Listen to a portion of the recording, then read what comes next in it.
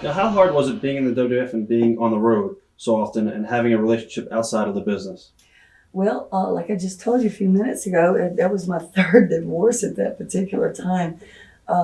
For me personally, wrestling and having a relationship, a personal relationship outside the business, it was virtually impossible.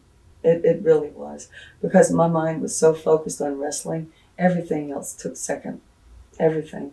And that was including my ex, my family, everyone. But they were very patient with me because they knew what I was trying to do, and they backed me up. And as long as I was happy, they didn't care. They were willing to sacrifice the time, me being away from them, in order to obtain my objectives. What led you leaving the World Wrestling Federation? I got busted for smoking marijuana, and I wouldn't quit. I was going to ask you your opinion on drugs and wrestling because of the road schedule and everything.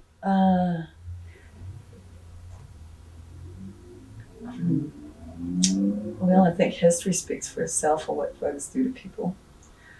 What it personally did for me, or did to me. It cost me a job. It cost me a great job. It cost me personal friendships, but never more personal than with myself. Because at the time I couldn't see how destructive I was. I thought the drugs made me perform better. And I wasn't able to see what other people saw.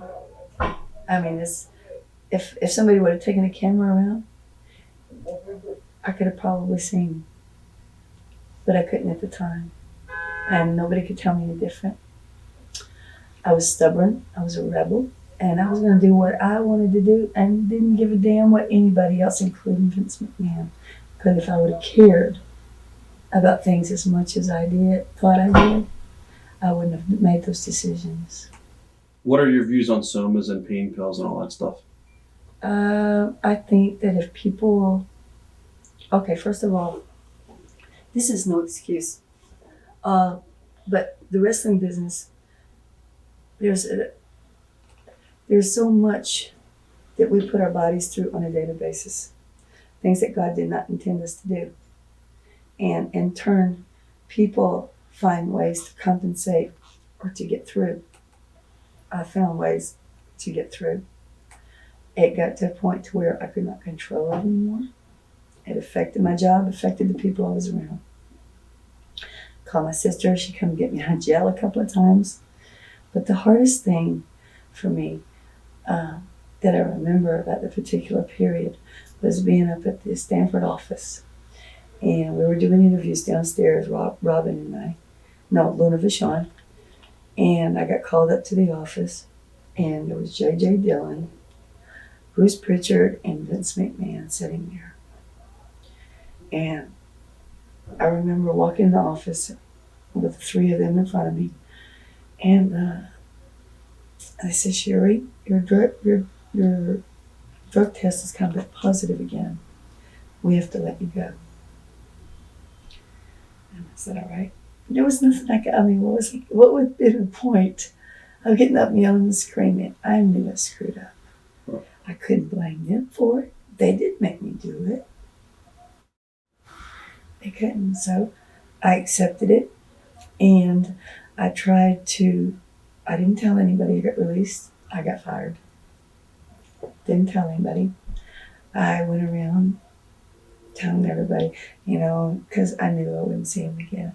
I just didn't tell him. I just said goodbye and gave him an extra tight hug. And so everybody knew after that I'd gone. I just couldn't say goodbye to him. He didn't give me any more of a draw than he did anybody else. Yeah. What I chose to do with it, he had nothing to do with. Okay. He did not know about.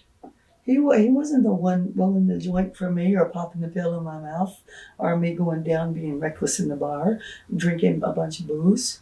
I could easily be one of those people that are not here. Easily.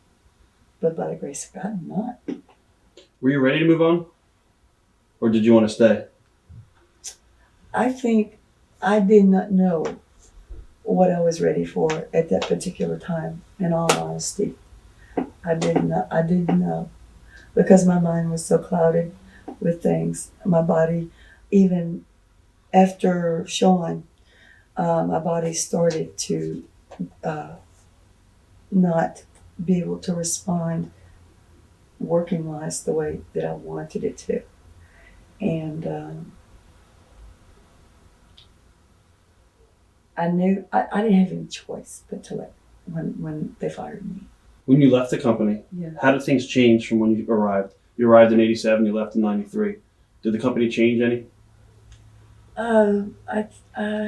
It got bigger. It seemed like, well, there was a steroid scandal. That was my next question too. And all that crap. It just seemed like, there, because of the fact that we were coming so visual on TV. I mean, we had more time on TV as much as soap operas on a daily basis, Right. I mean, we were household names. And with that comes a lot of responsibility. And of course, the feds started looking into this, that, and the other. I mean, it was just one of those things. It's going to happen sooner or later. Did you prepare yourself for a life outside of wrestling? No, I did not, because I didn't think it was ever going to end. I was very stupid and very dumb.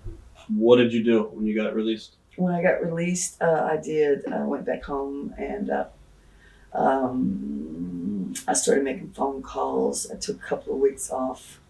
Had some serious talks with my mom and my sister about my drug addiction.